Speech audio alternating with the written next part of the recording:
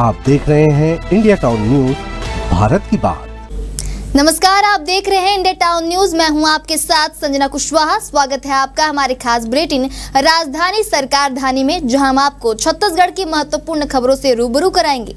तो बुलेटिन की शुरुआत करने से पहले नजर डालते हैं आज के हेडलाइंस पर।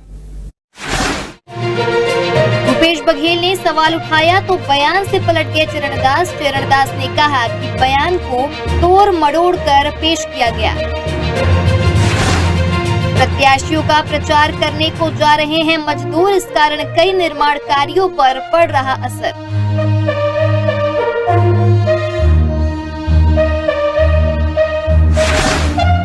छत्तीसगढ़ को मिला एक और आईएएस, मणिपुर कैडर से किया गया ट्रांसफर।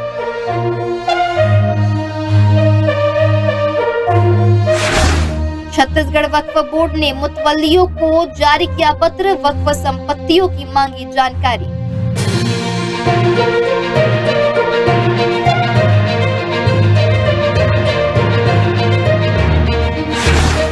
राजधानी के कॉलोनी में घुसे 4 चोर, गार्ड ने दिखाई बहादुरी, डंडा लेकर दौड़ने से भागे बदमाश।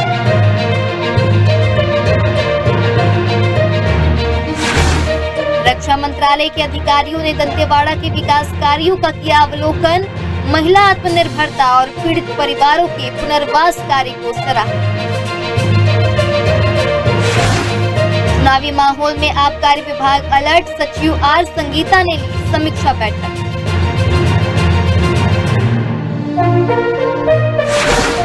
डोंगरगढ़ में हुआ 32वां अंतर्राष्ट्रीय बौद्ध सम्मेलन। सीएम विष्णुदेव साय ने कहा, विश्व शांति के लिए बुद्ध के संदेश प्रासंगिक। 4 मेडिकल कॉलेज भवनों की टेंडर प्रक्रिया में भ्रष्टाचार का आरोप, कांग्रेस ने की रद्द करने की मांग।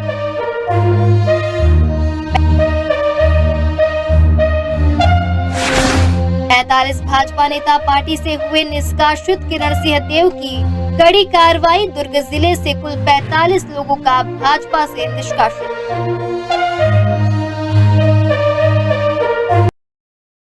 चले बढ़ते हैं खबरों की ओर।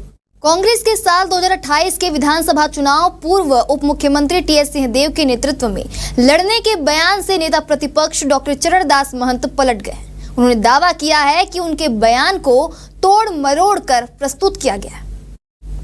दरअसल महंत का बयान आते ही भाजपा हमलावर हो गई थी और पूर्व मुख्यमंत्री व कांग्रेस नेता भूपेश बघेल ने भी सवाल उठाए थे। इधर निकाय चुनाव से पहले कांग्रेस के शीर्ष नेताओं के बीच बयानों की तीर से सिर फुटबॉल की स्थिति बनती जा रही है। बढ़ते अगली खबर की ओर, जहां शहर में इन दिनों गली मोहल्लों से लेकर मुख्य मार्गों तक चौतरफा चुनावी प्रचार प्रसार देखने को मिल रहा है। बड़ी संख्या में रैलियां निकाली जा रही हैं, तो वहीं प्रत्याशियों ने बड़ी संख्या में मजदूरों को भी प्रचार करने के लिए शामिल कर रहा है। इसके चलते मजदूरों की संख्या कम हो गई है। चौड़ियों से लेकर बिल्डिंग साइटों पर काम करने वाले मजदूर नहीं पहुंच रहे हैं। कुछ ठेकेदारों ने बताया कि अधिकांश मजदूर चुनावी प्रचार प्रसार की रैलियों में चले जा रहे हैं। छत्तीसगढ़ को आईएएस पथरे अभिजीत बब्बन के तौर पर एक और आईएएस मिल गए हैं। मूलतः मणिपुर कैडर के आईएएस पठारे अभिजीत बब्बन का गत दिवस केंद्र सरकार ने छत्तीसगढ़ कैडर में ट्रांसफर किया है। महाराष्ट्र के अहमदनगर के रहने वाले पठारे अभिजीत बब्बन ने यूपीएससी सिविल सेवा परीक्षा 2021 में अखिल भारतीय रैंक 333 हासिल की थी। अभिजीत ने पुणे विश्वविद्यालय से मैकेनिकल इंजीनियरिंग में बीई किया है। स्नातक होने के बाद उन्होंने कुछ समय के लिए पुणे की फर्म में ऑफिस एग्जीक्यूटिव के रूप में काम किया। फिर उन्होंने आईएएस बनने की अपनी महत्वाकांक्षा को पूरा करने के लिए अपनी नौकरी छोड़ दी। छत्तीसगढ़ वक्फ बोर्ड के सीईओ ने सभी मुतवल्लियों को पत्र जारी कर वक्फ संपत्तियों की जानकारी मांगी है। बता दें, पत्र में मस्जिद, मदरसा, दरगाह, कब्रिस्तान, ईदगाह, खानकाह, इमामबाड़ा, ताजिया, चौकी, मकान, दुकान, कृषि भूमि, स्कूल, प्लॉट, वक्फ अल्लल औलाद की जानकारी मांगी है। जमीन के दस्तावेजों के साथ 12 फरवरी तक जानकारी भेजने के निर्देश दिए गए हैं। वही बताया जा रहा है कि वक्फ संपत्तियों की सुरक्षा करने सेंट्रल पोर्टल में संपत्तियां अपलोड की जाएंगी।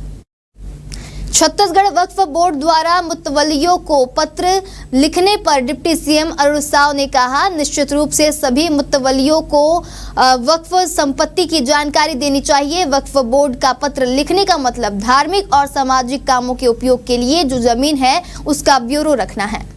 राजधानी रायपुर के दलदल सिवनी स्थित हर्ष विहार कॉलोनी में बहादुर गार्ड की सूझबूझ से बड़ी वारदात होने से बच गई। बता दें, कॉलोनी में चोरी करने 4 बदमाश घुसे थे, जिसे गार्ड ने बहादुरी दिखाते हुए दौड़ाकर भगा दिया।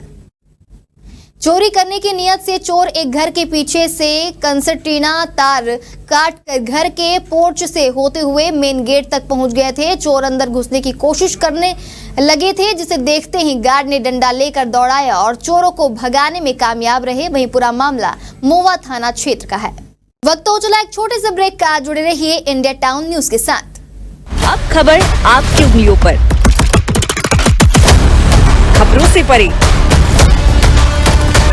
हर खबर पर हमारा नजरिया।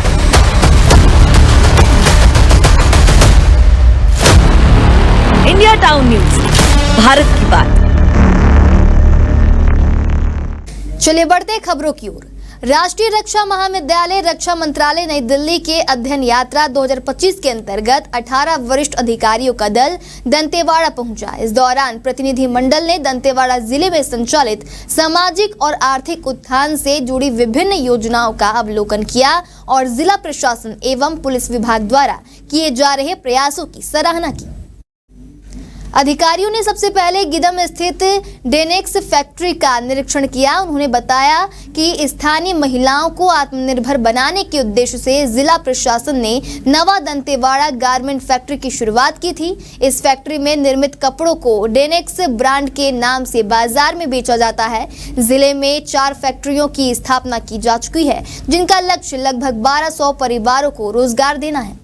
आबकारी विभाग की सचिव सह आयुक्त आर संगीता ने नवा रायपुर में विभागीय समीक्षा बैठक ली। इस बैठक में Chhattisgarh state marketing corporation limited, Chhattisgarh state beverages corporation, उड़नदस्ता दल और विभिन्न जिलों के आबकारी अधिकारियों ने भाग लिया।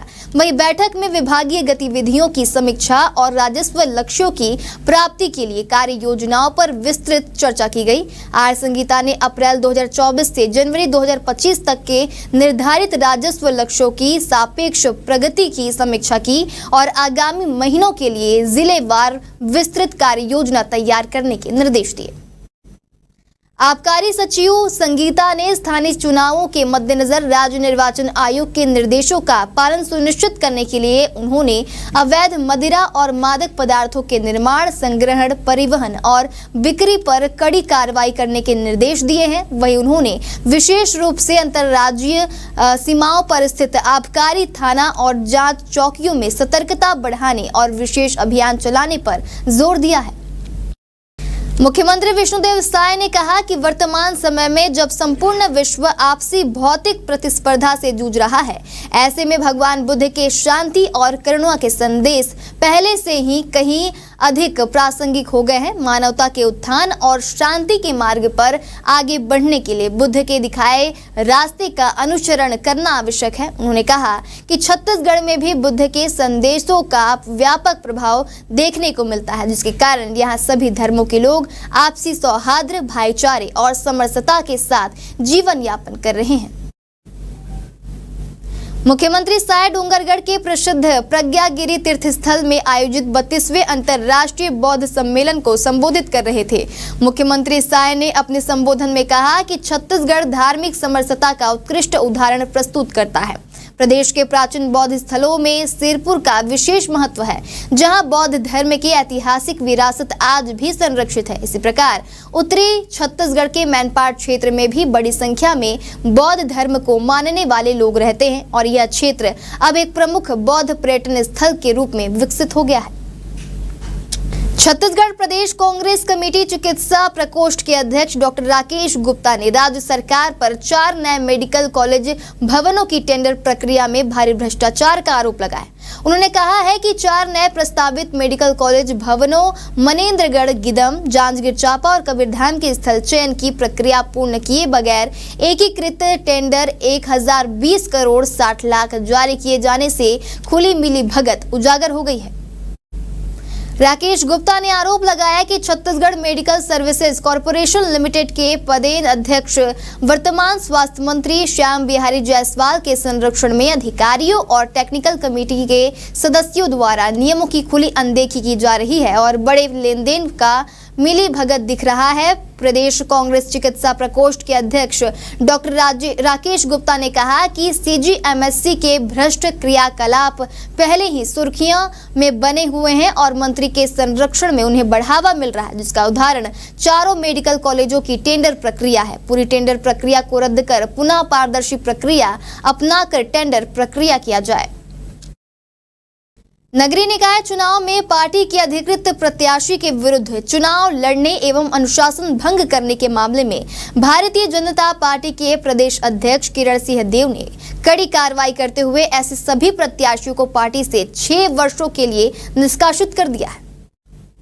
जिला भाजपा अध्यक्ष सुरेंद्र कौशिक ने मीडिया को बताया कि पार्षद का बागी चुनाव लड़ने वालों में दुर्ग नगर निगम क्षेत्र से 30 लोगों का निष्कासन किया गया है और नगर पालिका और नगर पंचायत मिलाकर 11 लोगों का निष्कासन हुआ है। वहीं पाटन नगर पंचायत अध्यक्ष पद के लिए निर्दलीय बागी प्रत्याशी होरीलाल देवांगन और उतई से सुनीता रूप नारायण शर्मा और कुसुम देवांगन को निष्कासित किया गया है। वहीं दुर्ग जिले से कुल 45 लोगों का भाजपा से निष्कासन हुआ है।